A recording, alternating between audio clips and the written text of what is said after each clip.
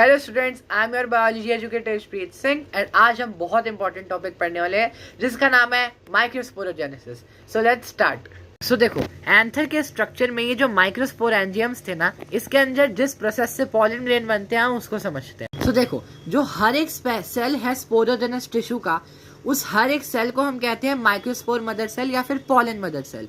इस सेल का काम होता है मियोसिस करके माइक्रोस्पोर्स बनाना, जो कि फिर फर्दरली मेल गैमीट्स बनाने में हेल्प करेगा। तो देखो, माइक्रोस्पोरोजेनेसिस वो प्रोसेस है जिससे माइक्रोस्पोर्स बनते हैं माइक्रोस्पोर मदर सेल से थ्रू मियोसिस। देखो, माइक्रोस्पोर मदर सेल है, इसमें मियोसिस होगा और फिर माइक्रोस्पोर्स बनेंगे।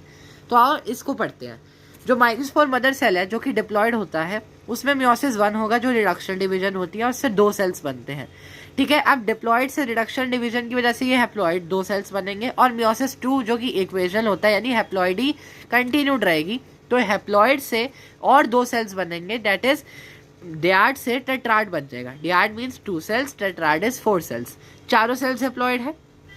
अब ये चारों सेल्स जो मैंने तुम्हें लास्ट वीडियो में बताया था टेपिडम के फंक्शंस में आपस में चिपके हुए हैं, तो इस कैलोस ग्लू से, तो कैलोस ग्लू लाइक सब्सटेंस को तोड़ने के लिए टेपिडम जो है कैलेज एंजाइम रिलीज करेगा और उसकी वजह से ये चारों माइक्रोस्पोर्स अलग अलग हो जाएंगे, सेपरेट कर जाएंगे और डेवलपमेंट होगा। डेवलपमेंट से ये 4 इंडिविजुअल माइक्रोस्पोर 4 अलग अलग पॉलन ग्रेन्स बनाएंगे और हर एक पॉलन ग्रेन में माइटोसिस के थ्रू मेल गैमीट्स बनते हैं। सो 2 मेल गैमीट्स बनते हैं, तो 4 पॉलन ग्रेन्स बनाएंगे 8 मेल गैमीट्स। तो एक ये छोटा सा फ्लो चार्ट याद रख लो कि एक माइक्रोस्पोर मदर सेल जो कि डिप्लॉयड है वो मियोसिस करके बनाता है 4 माइक्रोस्पोर्स जो कि डेवलप कर जाते हैं पॉलन ग्रेन में, और हर एक पॉलन ग्रेन में 2 मेल गैमीट्स बनते हैं थ्रू माइटोसिस।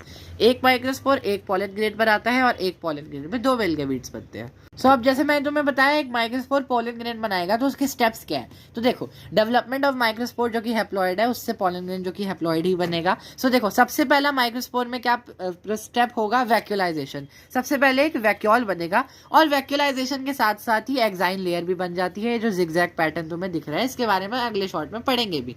देखो, तो सबसे पहले वैक्यूल फॉर्मेशन हुई।